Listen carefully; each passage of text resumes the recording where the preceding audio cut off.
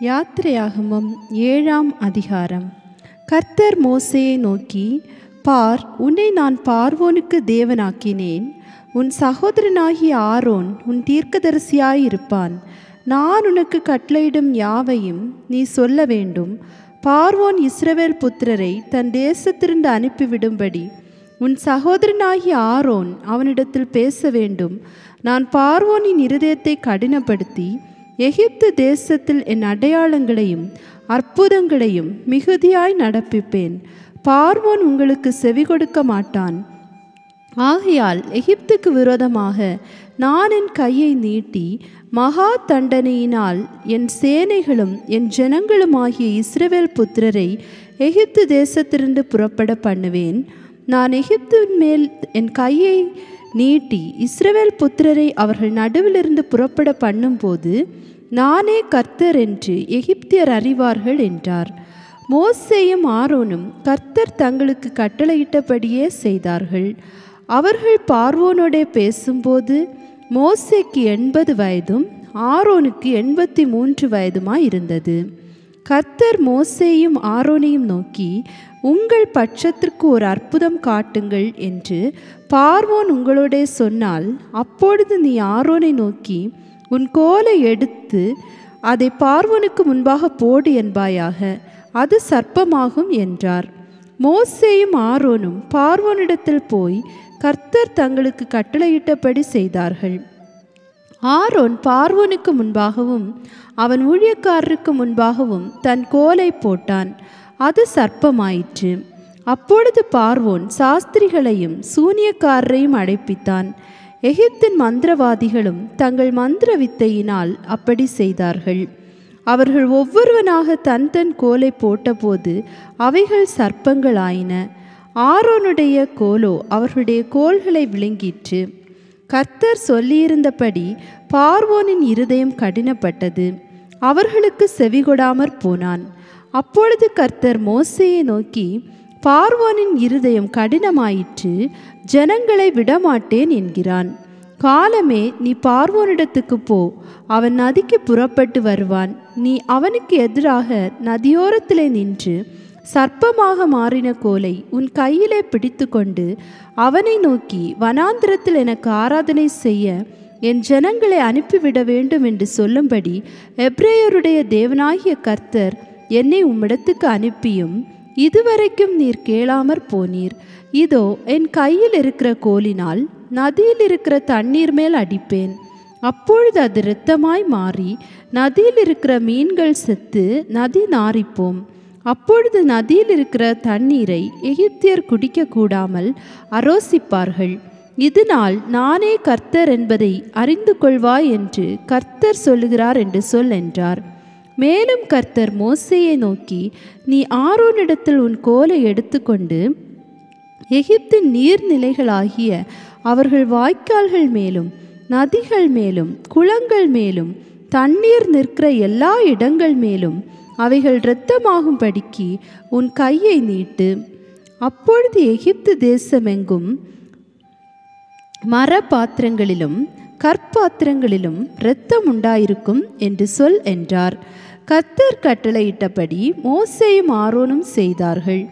பார்வோனுடைய கண்களுக்கு முன்பாகவும் அவன் ஊழியக்காரரின் கண்களுக்கு முன்பாகவும் கோலை ஓங்கி நதியில் உள்ள தண்ணீரை அடிக்க நதியில் உள்ள தண்ணீரெல்லாம் இரத்தமாய் மாறிப்போயிற்று. நதியின் மீன்கள் செத்து நதி நாறிப்போயிற்று. நதியின் தண்ணீரை குடிக்க எகிப்தியருக்கு கூடாமற் போயிற்று.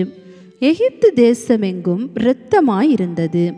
எகிப்தின் மந்திரவாதிகளும் தங்கள் மந்திர வித்தையினால் அப்படி செய்தார்கள்.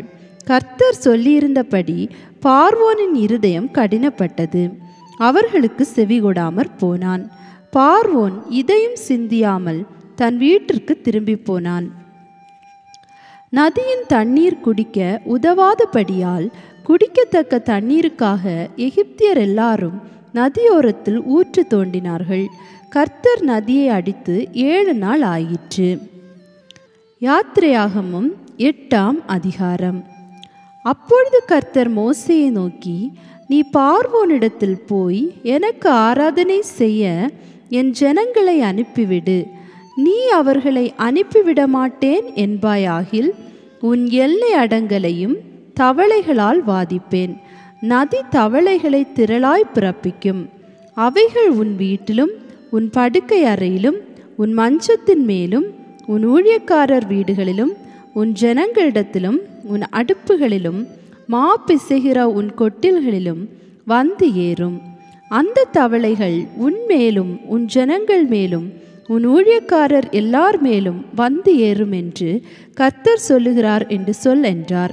மேலும் கர்த்தர் மோசேயினிடத்தில், நீ ஆரோனை நோக்கி, நீ உன் கையில் இருக்கிற கோலை நதிகள் மேலும் வாய்க்கால்கள் மேலும் குளங்கள் மேலும் நீட்டி எகிப்து தேசத்தின் மேல் தவளைகளை வரும்படி செய் என்று சொல் என்றார். அப்படியே ஆரோன் தன் கையை எகிப்திலுள்ள தண்ணீர்கள் மேல் நீட்டினான். அப்பொழுது தவளைகள் வந்து எகிப்து தேசத்தை மூடிக்கொண்டது. மந்திரவாதிகளும் தங்கள் மந்திர வித்தையினால் அப்படி செய்து எகிப்து தேசத்தின் மேல் தவளைகளை வரப்பண்ணினார்கள். பார்வோன் மோசேயும் ஆரோனையும் அழைப்பித்து, அந்த தவளைகள் என்னையும் என் ஜனங்களையும் விட்டு நீங்கும்படி கர்த்தரை நோக்கி வேண்டிக் கொள்ளுங்கள், கர்த்தருக்கு பலியிடும்படி ஜனங்களை போக விடுவேன் என்றான். அப்பொழுது மோசே பார்வோனை நோக்கி, தவளைகள் நதியிலே மாத்திரம் இருக்கத்தக்கதாய் அவைகளை உம்மிடத்திலும் உம்முடைய வீட்டிலும் இல்லாமல் ஒழிந்து போகும்படி செய்ய உமக்காகவும் உம்முடைய ஊழியக்காரருக்காகவும் உம்முடைய ஜனங்களுக்காகவும் நான் விண்ணப்பம் பண்ண வேண்டிய காலத்தை குறிக்கும் மேன்மை உமக்கே இருப்பதாக என்றான். அதற்கு அவன், நாளைக்கு என்றான். அப்பொழுது இவன், எங்கள் தேவனாகிய கர்த்தருக்கு ஒப்பானவர் இல்லை என்பதை நீர் அறியும்படிக்கு உம்முடைய வார்த்தையின்படி ஆக கடவது. தவளைகள் உம்மையும் உம்முடைய வீட்டையும் உம்முடைய ஊழியக்காரரையும் உம்முடைய ஜனங்களையும் விட்டு நீங்கி நதியிலே மாத்திரம் இருக்கும் என்றான். மோசேயும் ஆரோனும் பார்வோனை விட்டு புறப்பட்டார்கள். பார்வோனுக்கு விரோதமாக வரப்பண்ணின தவளைகள் நிமித்தம் மோசே கர்த்தரை நோக்கி கூப்பிட்டான். கர்த்தர் மோசேயின் சொற்படி செய்தார். வீடுகளிலும் முற்றங்களிலும் வயல்களிலும் இருந்த தவளைகள் செத்து போயிற்று. அவைகளை குவியல் குவியலாக சேர்த்தார்கள். அதனால் பூமி எங்கும் நாற்றம் எடுத்தது. லெகு உண்டாயிற்றென்று பார்வோன் கண்டபோதோ தன் இருதயத்தை கடினப்படுத்தி அவர்களுக்கு செவிகொடாமற் போனான். கர்த்தர் சொல்லியிருந்தபடி ஆயிற்று. அப்பொழுது கர்த்தர் மோசேயினிடத்தில், நீ ஆரோனை நோக்கி உன் கோலை நீட்டி பூமியின் புழுதியின் மேல் அடி, அப்பொழுது அது எகிப்து தேசம் எங்கும் பேன்களாய் போம் என்று சொல் என்றார். அப்படியே செய்தார்கள். ஆரோன் தன் கையிலிருந்த தன் கோலை நீட்டி பூமியின் புழுதியின் மேல் அடித்தான். அப்பொழுது அது மனிதர் மேலும் மிருக ஜீவன்கள் மேலும் பேன்களாய் எகிப்து தேசமெங்கும் பூமியின் புழுதியெல்லாம் பேன்களாயிற்று. மந்திரவாதிகளும் தங்கள் மந்திர வித்தையினால் பேன்களை பிறப்பிக்கும்படி பிரயத்தனம் செய்தார்கள். செய்தும் அவர்களால் கூடாமற் போயிற்று. பேன்கள் மனிதர் மேலும் மிருக ஜீவன்கள் மேலும் இருந்தது. அப்பொழுது மந்திரவாதிகள் பார்வோனை நோக்கி, இது தேவனுடைய விரல் என்றார்கள். ஆனாலும் கர்த்தர் சொல்லியிருந்தபடி பார்வோனுடைய இருதயம் கடினப்பட்டது. அவர்களுக்கு செவிகொடாமற் போனான். அப்பொழுது கர்த்தர் மோசேயை நோக்கி, நாளை அதிகாலமே நீ எழுந்து போய் பார்வோன் நதிக்கு புறப்பட்டு வரும்போது அவனுக்கு முன்பாக நின்று எனக்கு ஆராதனை செய்யும்படி என் ஜனங்களை போகவிடு. என் ஜனங்களை போக விடாயாகில் நான் உன் மேலும் உன் ஊழியக்காரர் மேலும் உன் ஜனங்கள் மேலும் உன் வீடுகள் மேலும் பலவித வண்டுகளை அனுப்புவேன். எகிப்தியர் வீடுகளும் அவர்கள் இருக்கிற தேசமும் அந்த வண்டுகளால் நிறையும். பூமியின் நடுவில் நானே கர்த்தர் என்பதை நீ அறியும்படி என் ஜனங்கள் இருக்கிற கோசேன் நாட்டில் அந்நாளிலே வண்டுகள் வராதபடிக்கு அந்த நாட்டை விசேஷப்படுத்தி என் ஜனங்களுக்கும் உன் ஜனங்களுக்கும் வித்தியாசம் உண்டாகும்படி செய்வேன். இந்த அடையாளம் நாளைக்கு உண்டாகும் என்று கர்த்தர் சொல்லுகிறார் என்று சொல் என்றார். அப்படியே கர்த்தர் செய்தார். மகா திரளான வண்டு ஜாதிகள் பார்வோன் வீட்டிலும் அவன் ஊழியக்காரர் வீடுகளிலும் எகிப்து தேசம் முழுவதிலும் வந்தது. வண்டுகளினாலே தேசம் கெட்டு போயிற்று. அப்பொழுது பார்வோன் மோசேயும் ஆரோனையும் அழைப்பித்து, நீங்கள் போய் உங்கள் தேவனுக்கு தேசத்தில் தானே பலியிடுங்கள். என்றான். அதற்கு மோசே, அப்படி செய்யத்தகாது. எங்கள் தேவனாகிய கர்த்தருக்கு நாங்கள் எகிப்தியருடைய அருவருப்பை பலியிடுகிறதாயிருக்குமே. எகிப்தியருடைய அருவருப்பை நாங்கள் அவர்கள் கண்களுக்கு முன்பாக பலியிட்டால் எங்களை கல்லறிவார்கள் அல்லவா? நாங்கள் வனாந்திரத்தில் 3 நாள் பிரயாணம் போய் எங்கள் தேவனாகிய கர்த்தர் எங்களுக்கு விதிக்கிறபடியே அவருக்கு பலியிடுவோம் என்றான். அப்பொழுது பார்வோன், நீங்கள் உங்கள் தேவனாகிய கர்த்தருக்கு வனாந்திரத்தில் பலியிடும்படிக்கு நான் உங்களை போக விடுவேன். ஆனாலும் நீங்கள் அதிக தூரமாய் போக வேண்டாம், எனக்காக வேண்டுதல் செய்யுங்கள் என்றான். அதற்கு மோசே, நான் உம்மை விட்டு புறப்பட்ட பின் நாளைக்கு வண்டுகள் பார்வோனையும் அவர் ஊழியக்காரனையும் அவர் ஜனங்களையும் விட்டு நீங்கும்படி நான் கர்த்தரை நோக்கி வேண்டுதல் செய்வேன். ஆனாலும் கர்த்தருக்கு பலியிடுகிறதற்கு ஜனங்களை போக விடாதபடி பார்வோன் இனி வஞ்சனை செய்யாதிருப்பாராக என்றான். மோசே பார்வோனை விட்டு புறப்பட்டு போய் கர்த்தரை நோக்கி வேண்டுதல் செய்தான். அப்பொழுது கர்த்தர் மோசேயின் சொற்படி வண்டு ஜாதிகள் பார்வோனையும் அவன் ஊழியக்காரரையும் அவன் ஜனங்களையும் விட்டு நீங்கும்படி செய்தார். ஒன்றாகிலும் மீந்திருக்கவில்லை. பார்வோனோ இந்த முறையும் தன் இருதயத்தை கடினப்படுத்தி ஜனங்களை போகவிடாதிருந்தான். யாத்திரையாகமம் 9ஆம் அதிகாரம். பின்பு கர்த்தர் மோசேயை நோக்கி, நீ பார்வோனிடத்தில் போய் எனக்கு ஆராதனை செய்ய என் ஜனங்களை போகவிடு. நீ அவர்களை விடமாட்டேன் என்று இன்னும் நிறுத்தி வைத்தாயாகில் கர்த்தருடைய கரம் வெளியில் இருக்கிற உன் மிருக ஜீவன்களாகிய குதிரைகளின் மேலும் கழுதைகளின் மேலும் ஒட்டகங்களின் மேலும் ஆடு மாடுகளின் மேலும் இருக்கும். மகா கொடிதான கொள்ளை நோய் உண்டாகும். கர்த்தர் இஸ்ரவேலரின் மிருக ஜீவன்களுக்கும் எகிப்தியரின் மிருக ஜீவன்களுக்கும் வித்தியாசம் பண்ணுவார். இஸ்ரவேல் புத்திரருக்கு உரியவைகள் எல்லாவற்றிலும் ஒன்றும் சாவதில்லை என்றார். மேலும் நாளைக்கு கர்த்தர் இந்த காரியத்தை தேசத்தில் செய்வார் என்று சொல்லி கர்த்தர் ஒரு காலத்தை குறித்தார் என்றும் எபிரேயருடைய தேவனாகிய கர்த்தர் சொல்லுகிறார் என்றும் அவனிடத்தில் சொல்லென்றார். மறுநாளில் கர்த்தர் அந்த காரியத்தை செய்தார். எகிப்தியருடைய மிருக ஜீவன்கள் எல்லாம் செத்து போயிற்று. இஸ்ரவேல் புத்திரரின் மிருக ஜீவன்களில் ஒன்றாகிலும் சாகவில்லை. பார்வோன் விசாரித்து இஸ்ரவேலரின் மிருக ஜீவன்களில் ஒன்றாகிலும் சாகவில்லை என்று அறிந்தான். பார்வோனுடைய இருதயமோ கடினப்பட்டது, அவன் ஜனங்களை போகவிடவில்லை. அப்பொழுது கர்த்தர் மோசேயும் ஆரோனையும் நோக்கி, உங்கள் கைப்பிடி நிறைய சூளையின் சாம்பலை அள்ளிக்கொள்ளுங்கள். மோசே அதை பார்வோனுடைய கண்களுக்கு முன் வானத்திற்கு நேராக இறைக்க கடவன். அது எகிப்து தேசம் மீதெங்கும் தூசியாகி எகிப்து தேசமெங்கும் மனிதர் மேலும் மிருக ஜீவன்கள் மேலும் எரிபந்தமான கொப்புளங்களை எழும்ப பண்ணும் என்றார். அப்படியே அவர்கள் சூளையின் சாம்பலை அள்ளிக்கொண்டு பார்வோனுக்கு முன்பாக வந்து நின்றார்கள். மோசே அதை வானத்துக்கு நேராக இறைத்தான். அப்பொழுது மனிதர் மேலும் மிருக ஜீவன்கள் மேலும் எரிபந்தமான கொப்புளங்கள் எழும்பிற்று.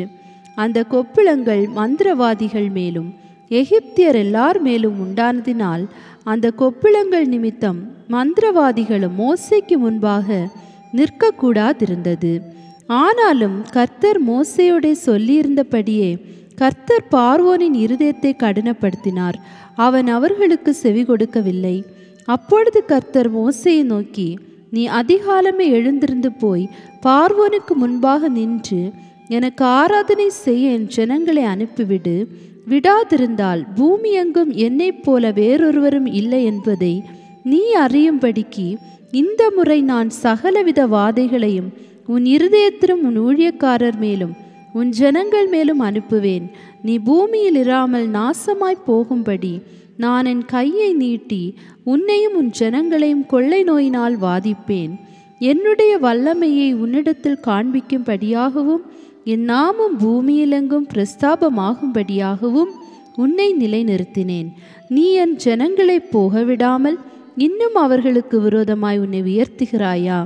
எகிப்து தோன்றிய நாள் முதல் இதுவரைக்கும் அதில் பெய்யாத மிகவும் கொடிய கல்மழையை நாளை இந்நேரம் பெய்ய பண்ணுவேன்.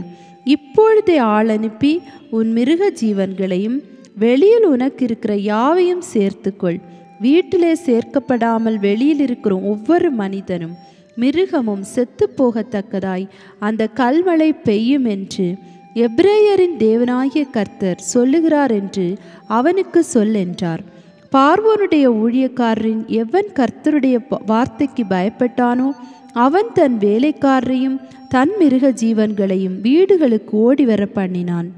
எவன் கர்த்தருடைய வார்த்தையை மதியாமற் போனானோ அவன் தன் வேலைக்காரரையும் தன் மிருக ஜீவன்களையும் வெளியிலே விட்டுவிட்டான். அப்பொழுது கர்த்தர் மோசேயை நோக்கி, எகிப்து தேசமெங்கும் மனிதர் மேலும் மிருக ஜீவன்கள் மேலும் எகிப்து தேசத்தில் இருக்கிற சகலவிதமான பயிர் வகைகள் மேலும் கல்மழை பெய்ய உன் கையை ஜனத்திற்கு நேராக நீட்டி என்றார்.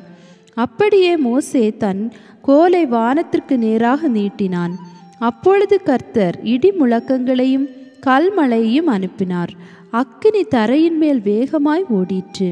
எகிப்து தேசத்தின் மேல் கர்த்தர் கல்மழையை பெய்ய பண்ணினார். கல்மழையும் கல்மழையோடே கலந்த அக்கினியும் மிகவும் கொடிதாய் இருந்தது. எகிப்து தேசம் குடியேற்றப்பட்ட நாள் முதல் அதில் அப்படி ஒருபோதும் உண்டானதில்லை. எகிப்து தேசமெங்கும் மனிதரையும் மிருக ஜீவன்களையும் வெளியிலே இருந்தவைகள் எவைகளோ அவைகள் எல்லாவற்றையும் அந்த கல்மழை அழித்து போட்டது. அது வெளியின் பயிர் வகைகளையெல்லாம் அழித்து வெளியின் மரங்களையெல்லாம் முறித்து போட்டது. இஸ்ரவேல் புத்திரர் இருக்க கோசேன் நாட்டிலே மாத்திரம் கல்மழை இல்லாதிருந்தது. அப்பொழுது பார்வோன் மோசேயும் ஆரோனையும் அழைப்பித்து, நான் இந்த முறை பாவம் செய்தேன். கர்த்தர் நீதி உள்ளவர், நானும் என் ஜனமும் துன்மார்க்கர். இது போதும். இந்த மகா இடி முழக்கங்களும் கல்மழையும் ஒளியும்படிக்கு கர்த்தரை நோக்கி விண்ணப்பம் பண்ணுங்கள். நான் உங்களை போக விடுவேன், இனி உங்களுக்கு தடை இல்லை என்றான். மோசே அவனை நோக்கி, நான் பட்டணத்திலிருந்து புறப்பட்டவுடனே என் கைகளை கர்த்தருக்கு நேராக விரிப்பேன். அப்பொழுது இடி முழக்கங்கள் ஓய்ந்து கல்மழை நின்று போம். அதனால் பூமி கர்த்தருடையது என்பதை நீர் அறிவீர். ஆகிலும் நீரும் உம்முடைய ஊழியக்காரரும் இன்னும் தேவனாகிய கர்த்தருக்கு பயப்பட மாட்டீர்கள் என்பதை அறிவேன் என்றான். அப்பொழுது வார்கோதுமை கதிர் பயிரும் சணல் தாழ்பயிருமாயிருந்தது. அதனால் சணலும் வார்கோதுமையும் அழிக்கப்பட்டு போயிற்று. கோதுமையும் கம்பும் கதிர் விடாதிருந்ததால் அவைகள் அழிக்கப்படவில்லை. மோசே பார்வோனை விட்டு பட்டணத்திலிருந்து புறப்பட்டு தன் கைகளை கர்த்தருக்கு நேராக விரித்தான். அப்பொழுது இடி முழக்கமும் கல்மழையும் நின்றது. மழையும் பூமியில் பெய்யாமல் இருந்தது. மழையும் கல்மழையும் இடி முழக்கமும் நின்று போனதை பார்வோன் கண்டபோது அவனும் அவன் ஊழியக்காரரும் பின்னும் பாவம் செய்து தங்கள் இருதயத்தை கடினப்படுத்தினார்கள். கர்த்தர் மோசேயை கொண்டு சொல்லியிருந்தபடியே பார்வோனின் இருதயம் கடினப்பட்டது. அவன் இஸ்ரவேல் புத்திரரை போக விடவில்லை.